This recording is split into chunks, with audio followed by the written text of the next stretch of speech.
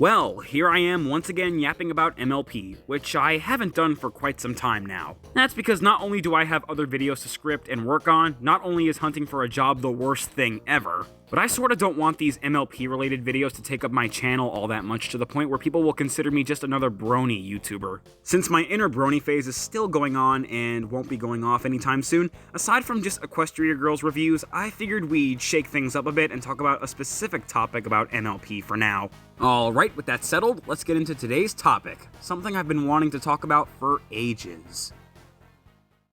MLP villains. Many of them are creditable and actually feel like a threat, while others are just highly questionable. Even after watching every episode, every special, the 2017 movie, and all of its short-lived spin-off, picking the best villain, it's kinda cumbersome for me. A large portion of them have an equal amount of pros and cons, but with interesting designs and motives. Although more often than not, they can come off as jokes in my point of view. Even with all that said, a lot of them are interesting in their own way. But there's one set of villains that to me feel very shrouded in mystery, and that's the Dazzlings, or the Sirens, or whatever we're supposed to call them.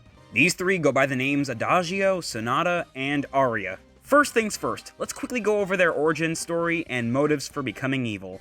This goes all the way back to 2014's Rainbow Rocks, which to me isn't as awesome as friendship games, but it's up there, I assure you. So the story kicks off with them chilling in a diner. Turns out they got sent back into the human world by Star Swirl after wrecking havoc in Equestria, the pony world. The Dazzlings are sirens from Equestria, who used their tunes to cause chaos ages ago. Twilight Sparkle figured it out during her research. While in their native forms, they have the power to charm ponies with music, and the fuel for their power comes from the negativity and distrust of others. There's some wild lore for you nerds out there. They're on their way to Canterlot High, lured by the powerful equestrian magic there. Their goal? To manipulate everyone, making them dance to their tune. And by cheating and after a quick resolvement, they turn into their true forms, being the Sirens. Then they got shot down by a catchy musical number that had me bobbing my head up and down. And speaking of which, the song on its own has a whopping total of 196 million views. Oh, don't look so shocked. It would be wrong of me to even try to come up with an argument for that, since it means half of the world has seen these girls.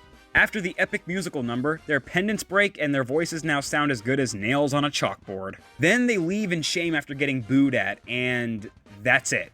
And judging from the reception of this movie and search results for when you type up the Dazzlings on any website, yeah, they're popular, alright. The three made a comeback in the 2019 special Sunset's Backstage Pass, and there's not much to go off from there since they're not even behind the main climax of the film. And what we do see of them in this special is that barely anything has changed. They still act the exact same, except they're not after anything this time, as they're just performing at a concert at a music festival. The only thing they do that is only mildly threatening is mock Sunset Shimmer, which causes her to crash out and hurt Pinkie Pie's feelings. Then they drive off and the special continues on. No proper involvement with the story whatsoever. But that hasn't stopped the bronies from going...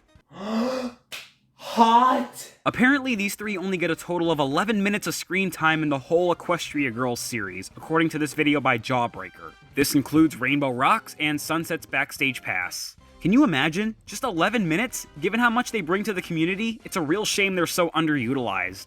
Again, you can type up MLP the Dazzlings and you're sure to see up to millions of results being AMVs, comics, and what have you. And unlike most other antagonists that usually form some sort of redemption, the Dazzlings still seem to remain the same since their debut, or it's just unclear whether or not they've changed. Also, I just have to ask this. Why did they even show up for Sunset's Backstage Pass? The movie expected us to believe that they were the cause of the time loop, but as we later find out, that isn't the case. So, what was the point? Just fan service? In spite of that, it's not much of an issue because quite frankly, their inclusion in the film was one of the more decent moments in the special. And we also got another music video out of it. So their involvement just felt like the producers said, hey, we know you love these girls, so let's bring them back for a bit so that people will know that we're aware of their popularity so that more fans can make more AMVs or comics. I didn't find it a bad thing necessarily, but their inclusion just felt like they were there to pander to the audience without much of an involvement to the story, except showing how over-the-top Sunset can be at times. I mean, if they were to spoil their comeback in a trailer or poster, then that's another story, but be glad that wasn't the case. Let's not forget that these girls can freaking sing.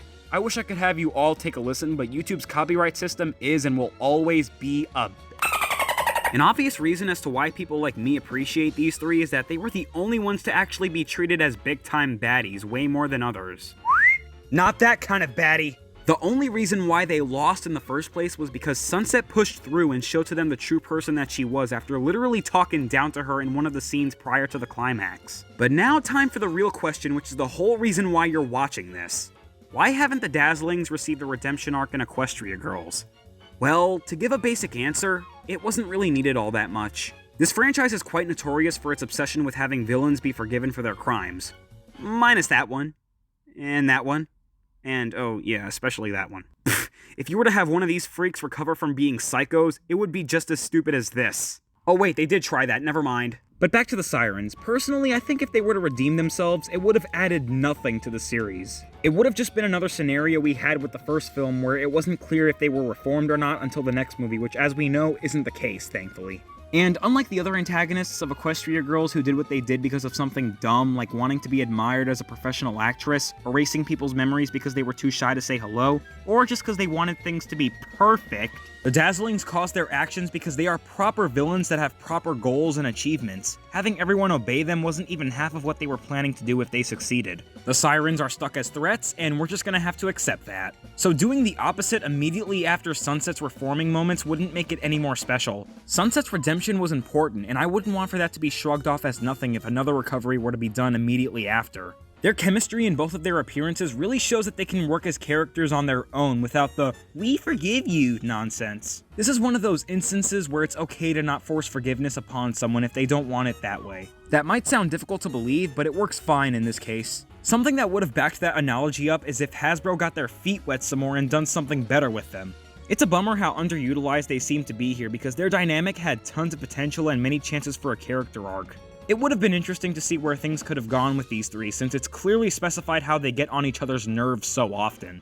And for what it's worth, Sonata is the best one in the group because she's more lively and isn't mean-spirited like the other two. Plus, all the small interactions between the three perfectly replicates them having a deep history with each other and only shows that there's more to these defective triplets.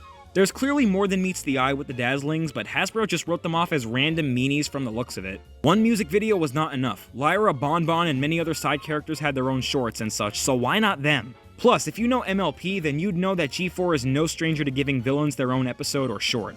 Long story short, the Dazzlings deserved some actual closure and more time to be developed as a group. If the series hadn't been cancelled, or maybe they could have received a redemption arc but in a better way without the main seven interfering with it. Maybe, just maybe Equestria Girls could get a revival someday. Here's hoping. Oh well, there's always fan stuff. At least the good kind. No, not that! Ah!